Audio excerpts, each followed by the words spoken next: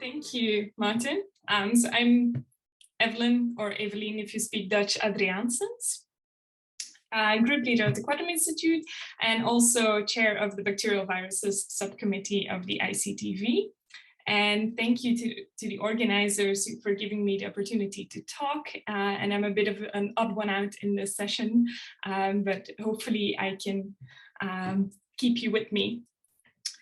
So I wanted to give you an overview of the virus sphere first. When we look at, most people who deal with isolated phages look at the NCBI databases.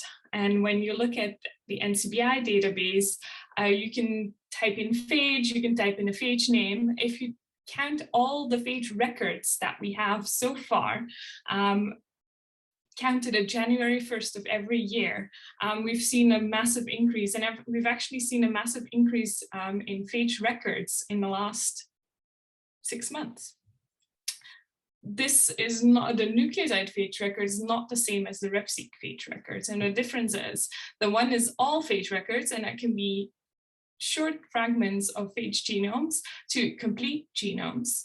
And the RefSeq database is a subset of phage records, which are the complete genomes, and it's manually curated. And in the last couple of years, the ICTV, so the taxonomy committee and NCBI have this arrangement that when we define a new species and each species has an exemplar genome, that this one becomes the RefSeq record. If there are multiple phage isolates that are very similar, they become grouped into the same species, then only one of them will get a RefSeq record and the rest of them will come as neighbor records in the NCBI database. So this is kind of the well-defined virus sphere. Then you also have the virus sphere that's known from metagenome databases. And one of the good metagenome databases for viruses is IMGVR, hosted by the Joint Genome Institute. So they are at a whopping near 1 million species over nearly 3 million virus genomes, both complete and partial. And what they do is group them into viral OTUs, which are very similar to our species definition. So you group it at 95% average nucleotide identity.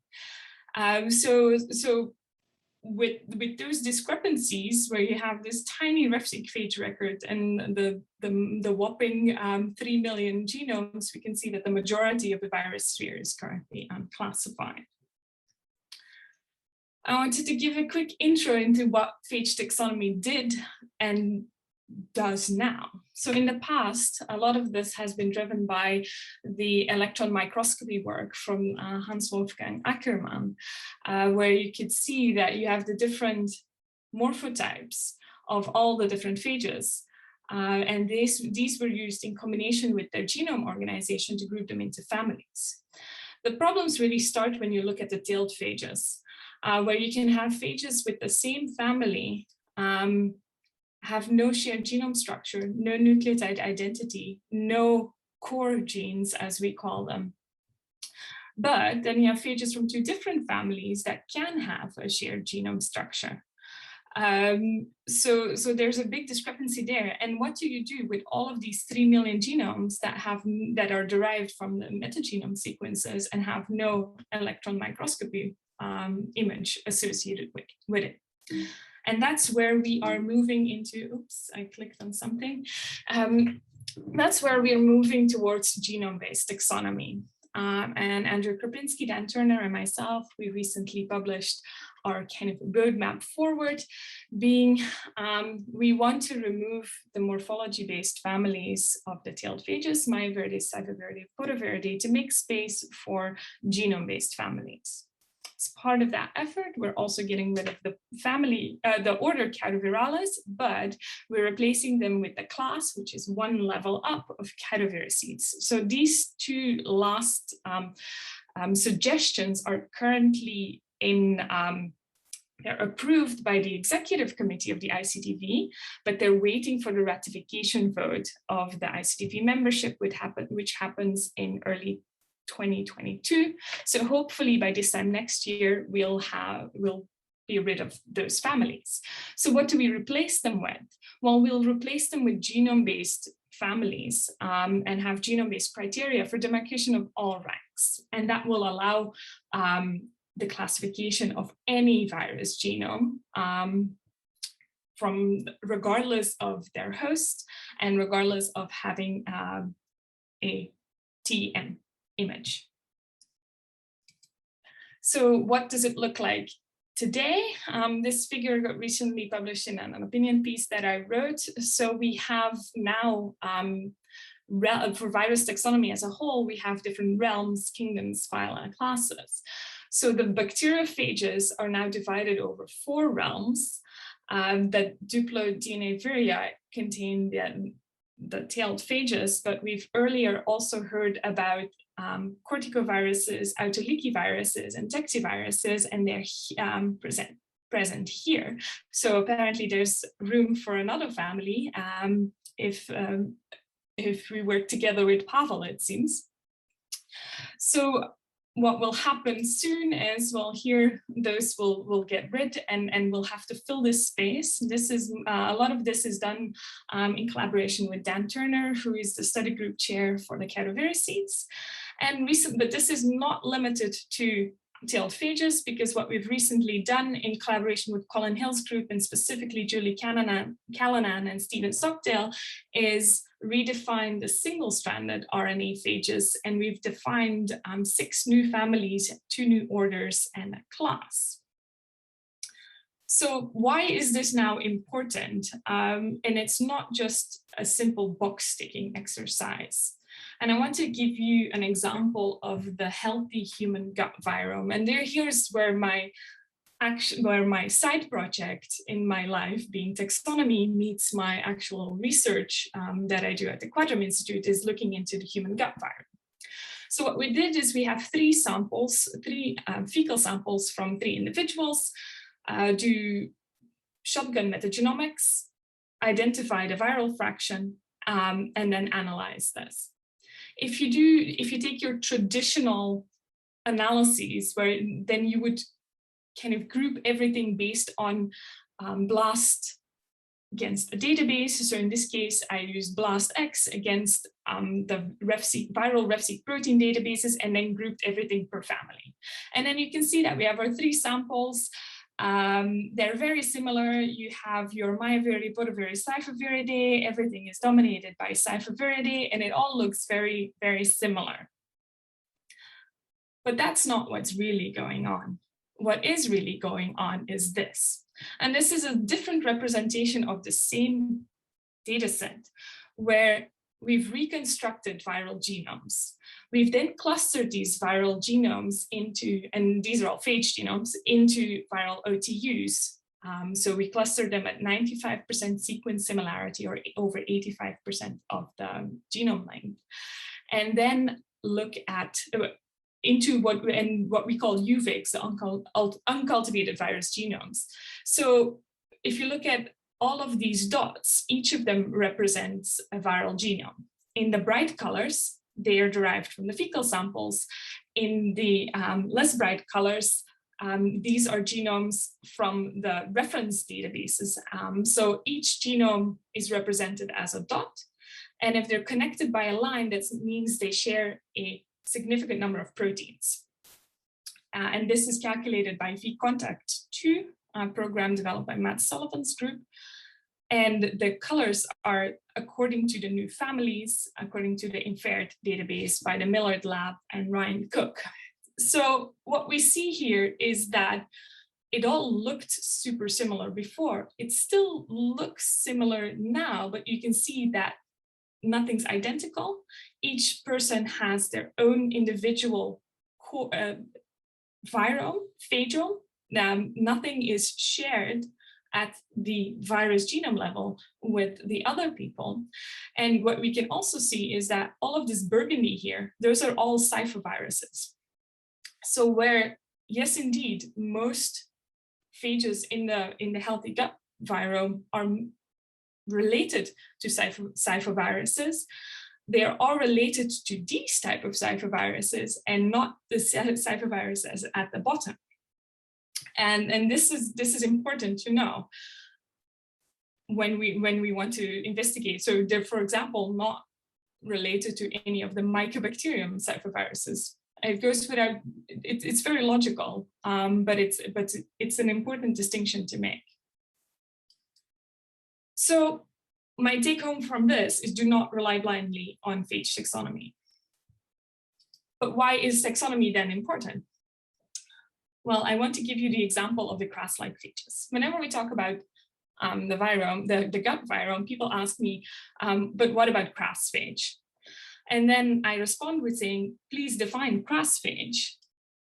What is Cras phage? And this is where I see ICTV as some sort of Babel fish. And if you know Douglas Adams' Hitchhiker's Guide to the Galaxy, you know that the Babel fish is a small yellow leech-like fish that's the oddest thing in the universe, because it converts your brain energy if you put it in your ear so that you can understand any language.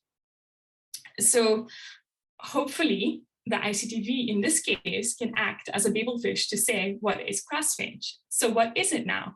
What we did is very recently is we defined Cras-like phages. So we all of the Cras-like phages, we grouped it now into an order called Crasviralis, and this was led by mostly anybody who's anybody in the Cras space. So it was led by Andrei Shkoporov together with people from NCBI, like Eugene Kunin, Natalia Yutin, Bas de Til, Rob Edwards, Mark Krupovich, were all involved, all the people who work on Cras phage. So to define this new order with 4 families, 10 subfamilies, 42 genera, and 73 species. So the original Cras phage is in here. It is not actually in here because it wasn't in the RefSeq database, or it wasn't in the GenBank database, only in the RefSeq database. And then the first isolated Cras phage, which is Phi-Cras1, is actually here. So they're not in the same family. And that represents really how different they are from each other. They have no nucleotide sequence identity to each other. So now when we talk about, do we have Cras phage? Do you have Cras phage in your gut? We have a new set of terminology to talk about. We can talk about Crasviralis in the gut, whether they are intestiviruses or Steig viruses or Suwoli viruses. So this is a very important distinction that we can now make. And I hope that we've done our little bit to make the Cras phage space more understandable to people. So my personal opinion is that phage taxonomy will solve the confusion. What do I want you to take home from this is that currently taxonomy is both the problem and the solution. And yes, as an answer to my original question, we do need phage taxonomy. If you want to do virome or phagome analysis, I have some practical suggestions. Use a VOTU approach. So reconstruct your genomes and cluster them. Take your BLAST and taxonomic assignments with a grain of salt. 2 best BLAST hits can point towards the same closest relative, but they can be very different. Analyze your data at multiple levels of clustering and at multiple taxonomic ranks, and use multiple tools. There's no tool to rule them all. And be also mindful of the reference database you use. If you use a phage database and you have bacterial contamination, you won't find it because you don't use a bacterial database. If you use the RefSeq virus, be mindful that there's only a limited number of genomes in there. If you use a non-redundant protein database, it might become too computationally expensive for you to do something. So that might also not be relevant to you. So just be mindful of these. And I would like to end off with a question that I often get, and it's about phage naming. So the ICTP has no official rules about what your phage can be named. Obviously, we don't want it to be something offensive. But what we do have is we name taxa, species more specifically.